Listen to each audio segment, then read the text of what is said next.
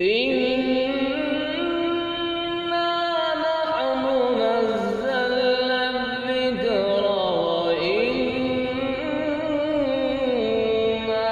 له لحافظون.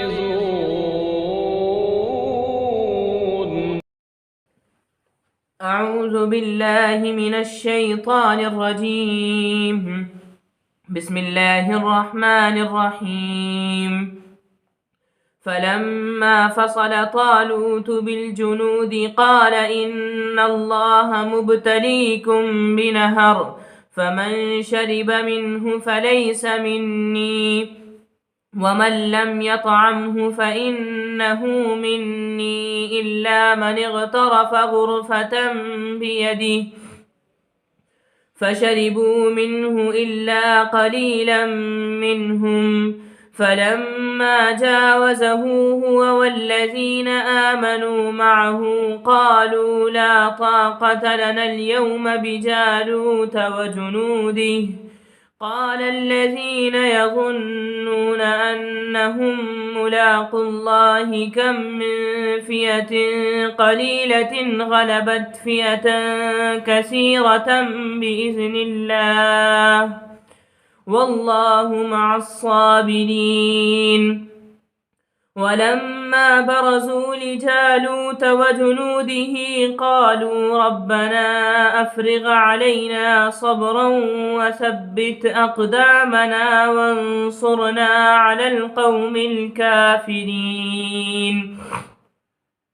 فهزموهم بإذن الله وقتل داود جالوت وآتاه الله الملك والحكمة وعلمه مما يشاء ولولا دفع الله الناس بعضهم ببعض لفسدت الأرض ولكن الله ذو فضل على العالمين. تلك آيات الله نتلوها عليك بالحق وإنك لمن المرسلين. صدق الله العظيم. الحمد لله رب العالمين والصلاة والسلام على سيد المرسلين وعلى آله وأصحابه الغر الميامين. اعوذ باللہ من الشیطان الرجیم. بسم اللہ الرحمن الرحیم.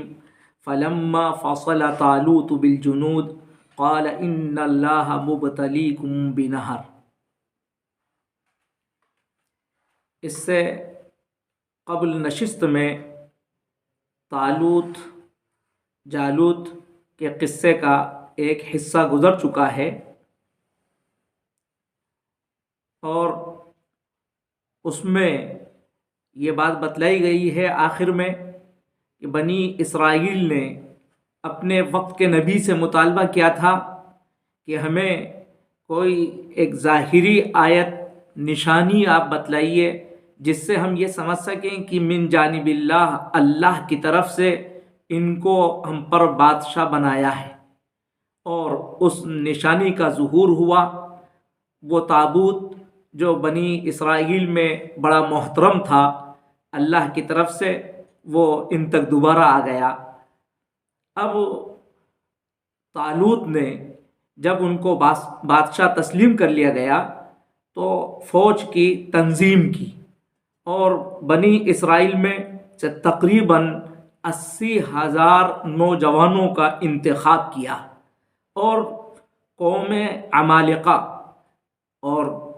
عمالقہ کا بادشاہ جالوت کے مقابلے کے لیے وہ نکل رہے ہیں. اب اس کا تذکرہ یہاں سے شروع ہوتا ہے. فلما فصل طالوت بالجنود.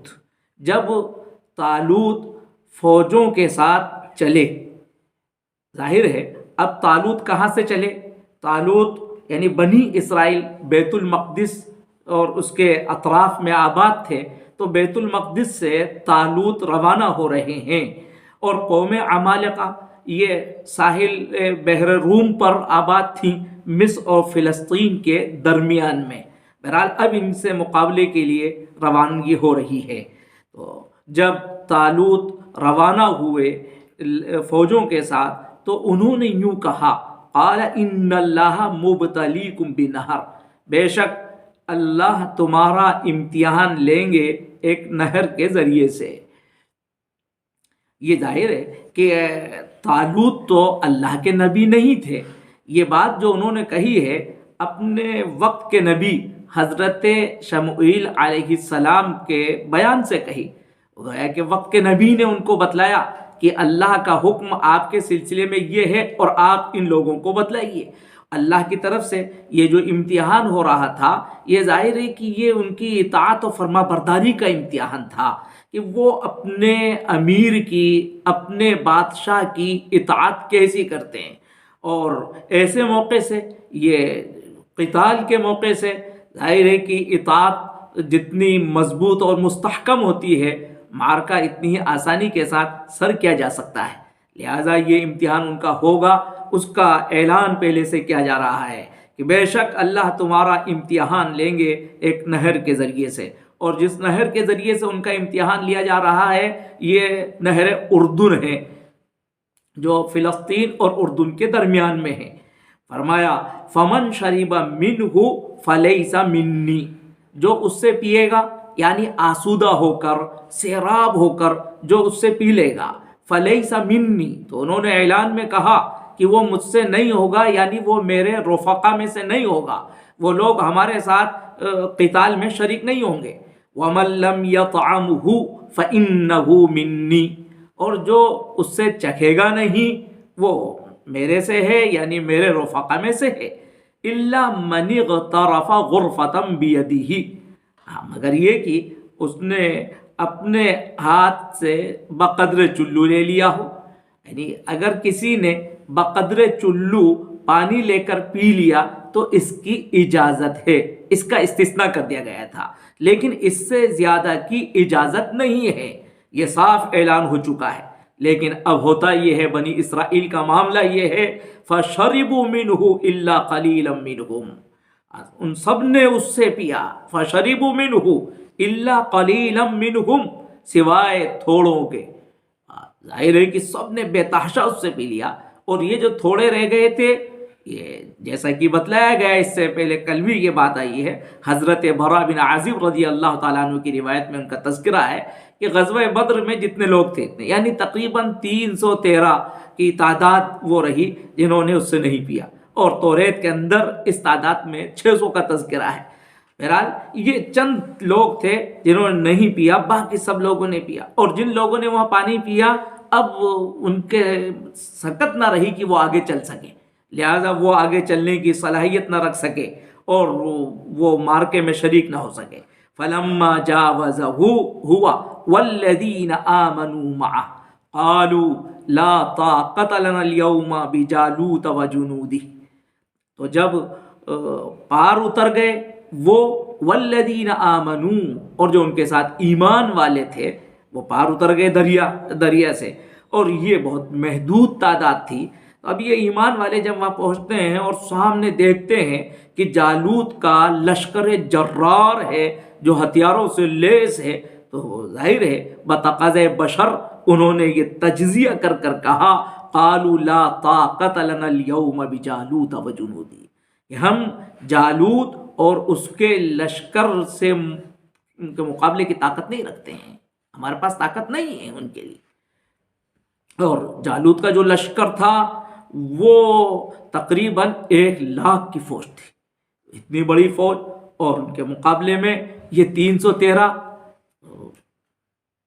لیکن ان میں بھی، ان ایمان والوں میں بھی جو اور بھی زیادہ اکمل تھے، انہوں نے اس موقع سے اپنے ایمان کے کمال کا اظہار کرتے ہوئے کہا قال الذين يظنون انهم ملاقو الله كم من فئة قليلة غلبت فئة كثيرة بإذن الله، ان لوگوں نے الذين يظنون، يظنون یہاں پر یقین کے معنی میں، ظن کے معنی میں نہیں ہے، یعنی وہ لوگ جو یقین رکھتے تھے اس بات کا انهم ملاقو الله، وہ اللہ کے روبرو ہوں گے، اللہ سے ان کی ملاقات ہوگی، یا اس کا ایک مفہوم یہ بھی کہ جو اللہ سے ملاقات، یعنی جو شہادت کا یقین رکھتے تھے، شہادت کا شوق رکھتے تھے، ان لوگوں نے یہ بات کہی کتنی ہی چھوٹی چھوٹی جماعتیں وہ بڑی بڑی جماعتوں پر غالب آ گئی ہیں بِإِذْنِ اللہ، اللہ کے حکم سے، اللہ کی توفیق سے۔ وَاللَّهُ مَعَ الصَّابِرِينَ، اور اللہ تو صابرین کے ساتھ ہے، یعنی ثابت قدم رہنے والوں کے ساتھ ہے۔ یہ اس ایمان کا انہوں نے اظہار کیا، اور یہ ایک بڑی حقیقت ہے کہ جس کو آخرت کا یقین ہوتا ہے، اللہ سے ملاقات کا یقین قوی سے قوی تر ہوتا ہے، اس کو اللہ ثابت قدمی عطا فرماتے ہیں، اس کو حوصلہ اور اولو العزمی نصیب ہو جاتی ہے۔ بس ان اللہ کے بندوں نے یہ جب ایمان افروز بات کہی تو پھر ظاہر ہے کہ سب لوگ جم گئے اور ڈٹ گئے۔ اب آگے معرکہ کس طرح سے پیش آتا ہے اس کا تذکرہ ہے۔ وَلَمَّا بَرَزُوا لِجَالُوتَ وَجُنُودِهِ قَالُوا رَبَّنَا افرغ علینا صبرا وثبت اقدامنا وانصرنا علی القوم الکافرین۔ جب وہ یعنی طالوت اور ان کا لشکر جالوت اور اس کے لشکر کے آمنے سامنے ہوا، برازہ کے معنی میدان میں آنا، جب طالوت کا لشکر جالوت اور اس کے لشکر کے مقابلے میں آیا، آمنے سامنے آیا، تو ان اللہ کے بندوں نے سب سے پہلی چیز جو کی ہے وہ یہ ہے، وہ اللہ سے دعا و فریاد کی، اللہ سے نصرت اور مدد مانگی۔ قرآن مجید نے اس کا تذکرہ فرمایا، کس طرح سے مدد مانگی ہے، یہ بھی بہت ہی باادب طریقہ ہے جس کو یہاں ذکر کیا گیا ہے، اور واقعتاً یہ وہ آداب ہیں جو تمام فوجیوں کو ملحوظ رکھنا چاہیے، تمام سپاہیوں کو اور تمام میدان قتال کے مجاہدوں کو ان باتوں کو یاد رکھنا چاہیے۔ سب سے پہلے وہ اللہ سے یوں دعا کرتے ہیں، ربنا افرغ علینا صبرا، اے ہمارے رب، افرغ کا مطلب انڈھیل دیجیے ہم پر، یعنی ہمارے قلوب پر، ہمارے دلوں پر آپ انڈھیل دیجیے۔ کس چیز کو انڈھیل دیجیے؟ صبراً، استقلال کو، ثابت قلبی اللہ سے سب سے پہلے وہ مانگتے ہیں، پھر دعا کرتے ہیں وَثَبِّتْ أَقْدَامَنَا، اور ہمارے قدم جما دیجیے، وَانصُرْنَا عَلَى الْقَوْمِ الْكَافِرِينَ، اور تیسری اہم دعا ان کی یہ ہے کہ ہمیں کافروں پر غلبہ عطا فرمائیے۔ واقعتاً یہ اہم ترین بات ہے کہ انسان اللہ رب العزت سے سب سے پہلی چیز جو مانگنے کی وہ ثابت قلبی۔ جب انسان کا قلب ثابت ہوتا ہے تو پھر اس کے قدموں کو بھی ثبوت مل جاتا ہے، پائیداری مل جاتی ہے، استحکام مل جاتا ہے۔ اور جب یہ دونوں چیزیں انسان کو نصیب ہو جاتی ہیں، ثابت قلبی بھی اور ثابت قدمی بھی، تو پھر فتح اور نصرت اس کی تقدیر بن جاتی ہے۔ اور یہ میدان قتال ہی کی بات نہیں ہے، زندگی کے ہر میدان میں، طلبہ تعلیم کے میدان میں اللہ سے ثابت قلبی مانگیں، اور جب ثابت قلبی ملے گی تو ثابت قدمی بھی انشاءاللہ ان کو نصیب ہوگی، اور جب یہ ہوگا تو پھر علم کا دروازہ ان کے لیے کھلے گا۔ بہرحال یہ اللہ کے بندے ان دعاؤں کے ساتھ میدان میں ڈٹ گئے اور ثابت قدم رہے، تو پھر اللہ کی نصرت اور مدد ان کے لیے اتری، جس کا تذکرہ اس آیت کے اندر ہے، فَهَزَمُوهُمْ بِإِذْنِ اللَّهِ، تو انہوں نے یعنی طالوت کے لشکر نے جالوت کے لشکر کو شکست دی، بِإِذْنِ اللَّهِ، اللہ کی توفیق سے، اللہ کی مدد سے، اللہ کے حکم سے، یعنی اللہ کی توفیق سے۔ اور ظاہر ہے جو کام بھی ہوتا ہے وہ اللہ کے حکم سے ہوتا ہے، بندے کچھ نہیں کر سکتے۔ وَقَتَلَ دَاؤُودُ جَالُوتَ وَآتَاهُ اللَّهُ الْمُلْكَ وَالْحِكْمَةَ وَعَلَّمَهُ مِمَّا يَشَاءُ۔ اور یہ جو اہم ترین بات تھی وہ یہ بتلایا کہ داؤد نے جالوت کو قتل کیا۔ داؤد یہ ابھی اس وقت ان کو نبوت نہیں دی گئی تھی، یہ میدان کے ایک نوجوان مجاہد کی حیثیت سے شریک تھے، اور ان کا قد بھی کوئی زیادہ بڑا نہیں تھا، اور جالوت وہ تو دیو ہیکل انسان تھا، وہ پوری فوج کو چیلنج کر رہا تھا، اور یہ اللہ کا بندہ اللہ کے حکم سے میدان میں آتا ہے، اور اللہ کے نام سے ایک پتھر وہ پھینکتا ہے، وہ پتھر ایسا لگتا ہے کہ اس کے سر کے اندر گھستا چلا جاتا ہے، وہ ڈھیر ہو جاتا ہے۔ اس طرح سے یہ ہوتا ہے، اور ظاہر ہے کہ حضرت داؤد کو جب اللہ نے یہ سعادت نصیب فرمائی تو پھر اس کے بعد طالوت ان سے بڑے خوش ہوئے اور انہوں نے اپنی بیٹی ان کے نکاح میں دے دی. اور پھر اس کے بعد حضرت داؤد کو اللہ نے نبوت سے بھی سرفراز فرمایا اور طالوت کے بعد ان کو حکومت بھی ملی، اور یہ پہلے نبی ہیں جہاں نبوت اور حکومت دونوں جمع رہی. اور پھر اس کے بعد اور بھی نبی ہوئے، لیکن نبیوں میں سب سے پہلے نبی جن کو نبوت اور حکومت ایک ساتھ دی گئی. وَقَتَلَ دَاؤُدُ جَالُوتَ وَآتَاهُ اللَّهُ الْمُلْكَ وَالْحِكْمَةَ، جس کو اللہ نے یوں ذکر فرمایا کہ اللہ نے ان کو ملک یعنی سلطنت اور حکمت عطا فرمائی. یہاں حکمت سے مراد نبوت ان کو اللہ نے عطا فرمائی. وَعَلَّمَهُ مِمَّا يَشَاءُ، اور اللہ نے ان کو وہ سکھلایا جو اس کو منظور ہوا. حضرت داؤد کو بہت سے کمالات اللہ نے عطا فرمائے، اور اللہ رب العزت نے ان کو زبور کتاب بھی عطا فرمائی، اور حضرت داؤد کو زرہ بنانے کا بڑا سلیقہ عطا فرمایا. زرہ بنایا کرتے تھے، لوہا گویا کہ ان کے ہاتھ میں ایک موم کی طرح سے تھا. اللہ نے یہ ان کو یہ سعادت عطا فرمائی. پرندوں کی زبان وہ سمجھ جایا کرتے تھے، اللہ نے یہ سب کچھ عطا فرمایا. اور اس کے بعد فیصلے کی قوت بھی ان کو اللہ نے عطا فرمائی.